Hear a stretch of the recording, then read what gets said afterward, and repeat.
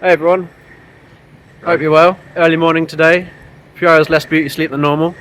We're in London with my man Higgy. Just about to head to the Gibson Garage, depending on how you say it. I don't Garage, not too sure. Here to see a bit of Jared. Went to see him last night in, where was it last night?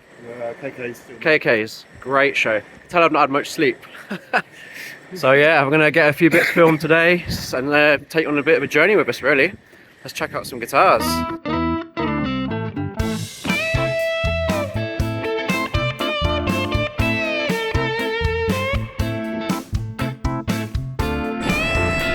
I spy the Jimmy Page double neck in the background.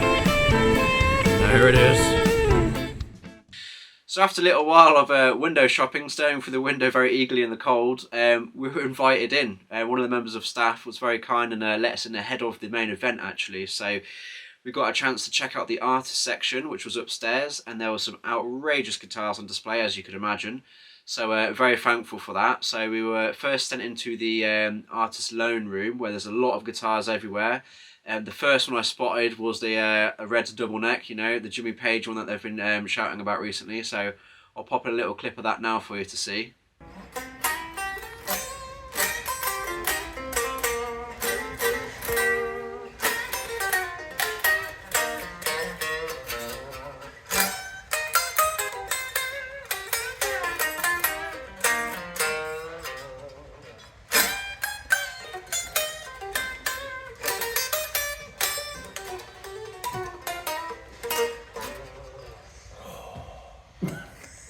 That's so cool. Yeah, I don't think I've quite got the budget for this one. Well, that was overwhelming. So again, I couldn't believe it. First guitar I put my hands on is the Jimmy Page double neck. You know, it's the stuff of dreams, really. So I've never actually played a double neck before. Always sort of been on the list of maybe one day I'll get one. But yeah, really cool to actually try one out. So if you played a double neck before, you'll sort of know about them. But like for me, quite a heavy guitar, as you'd expect for a double guitar, basically. As you sat down with it, the 6 strings in perfect playing position. But as you're sort of looking at your hand, obviously you've got the neck above it. So sounds obvious if you've played one before, I know. But for someone who never played one before, it was just a little bit of a weird phenomenon, really. But yeah, sounded fantastic. Next time I'm there, I'll make sure I plug it into an amp, obviously. And we were a bit pushed for time, obviously, this time. But yeah, I was just so thankful to actually get a chance to play it. And what I couldn't get over was how resonant the thing was, you know, amazing. But again, next time I promise I'll make sure I plug it in for you. Okay, so after that we went through the secret London telephone box into the artist hangout area. Now this room was probably the best part of my visit. Everywhere you looked high end. So we had custom shop stuff, we had Tom Murphy lab stuff, acoustics, signature models. There was an old Gallagher 355 I spotted there. Some Helen Blue SGs, which are beautiful, checking on them. A lot of custom colours, a lot of really quirky stuff in there. Now again, I was a bit pushed for time, so it was just basically a little quick tour around. But next time, I'll be plugging them in for sure. So if you see anything in the video here, in the clips I'm posting, and you think, actually, I wouldn't mind hearing Andy play that guitar, please do drop me a comment, and I'll make sure on my next visit, when I'm not in a rush, I'll be plugging those in. So yeah, really looking forward to that.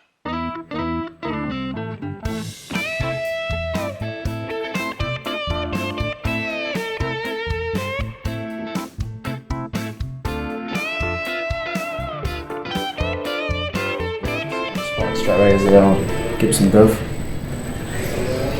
but it's left-handed.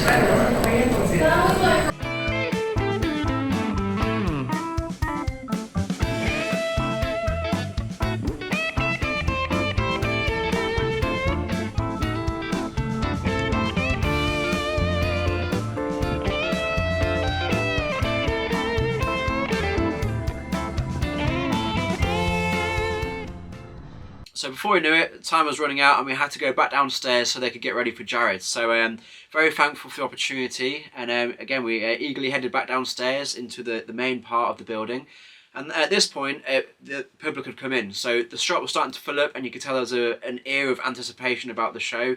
A lot of people were getting pretty excited. So we had a little quick look around again, checked out some of the merchandise. There was hats, hoodies, t-shirts, everything you'd expect with the Gibson branding on it. Was amazing. Loads of selection, all different sizes and whatnot.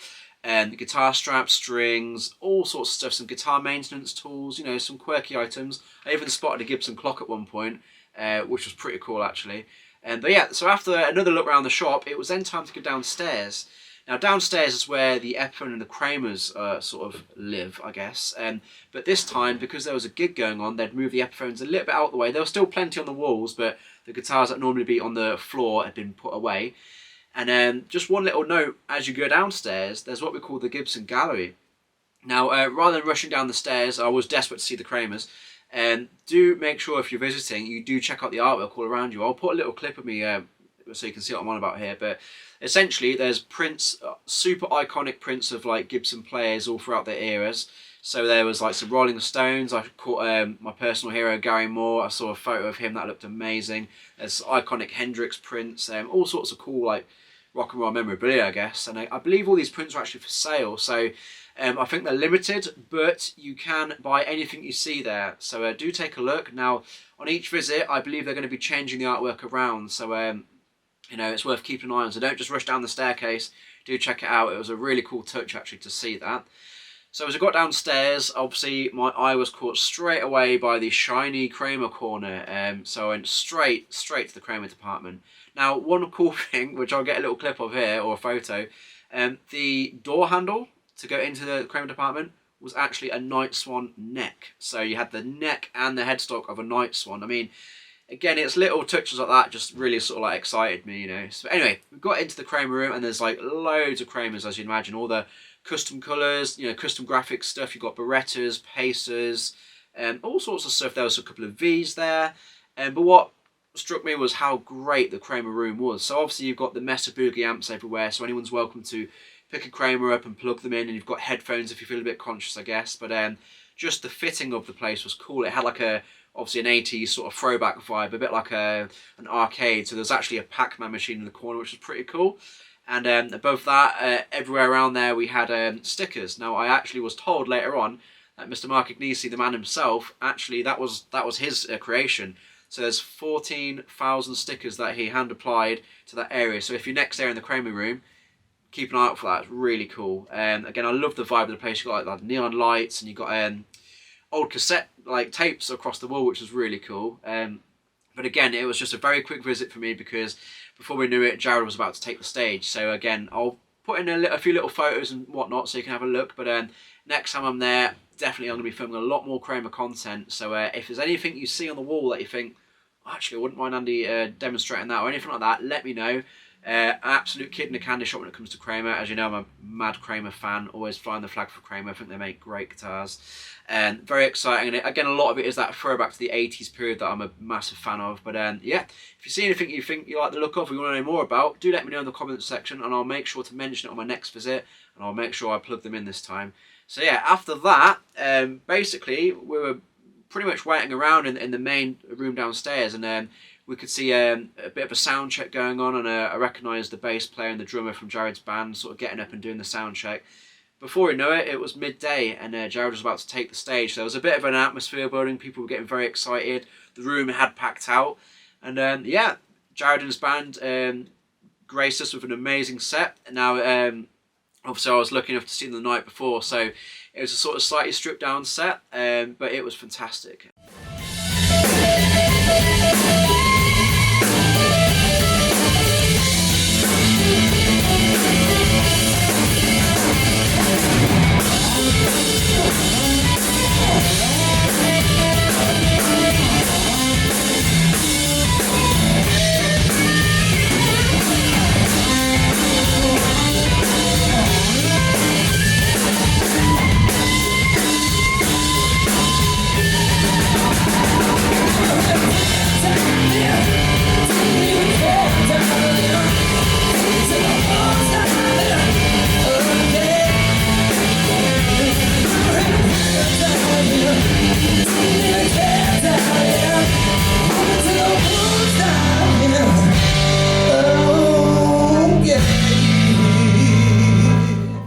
After that, we had a bit of a Q&A session, which was kind of cool.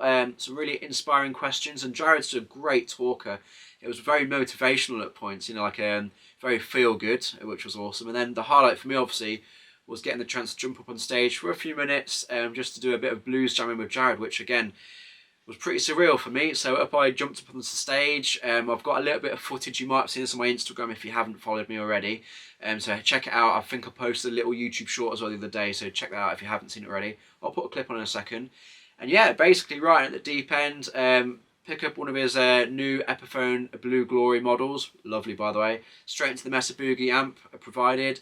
No pedals, just guitar, cable, amp, the old school way. Just how Jared does it himself. And yeah, that was like literally the highlight for me. So what an amazing way to finish the day, really. So I'll post a little clip here so you can see.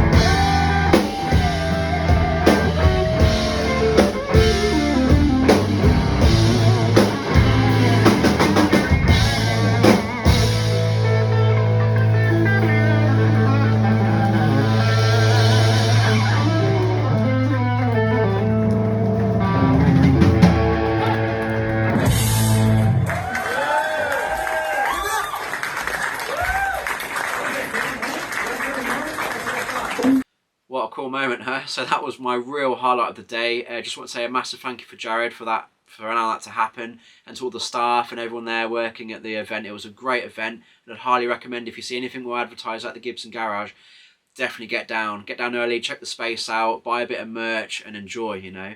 So like I said, it was a quick visit for me this time, unfortunately. I had to rush off, but my next visit, I'm going to spend a lot more time and I'm going to be getting a lot more content filmed for you. So again, if there's anything you'd like to see me playing, do let me know in the comments section. I'll make sure it happens. Has anyone else been to the garage yet? Was anyone else there on the day? It was a great event.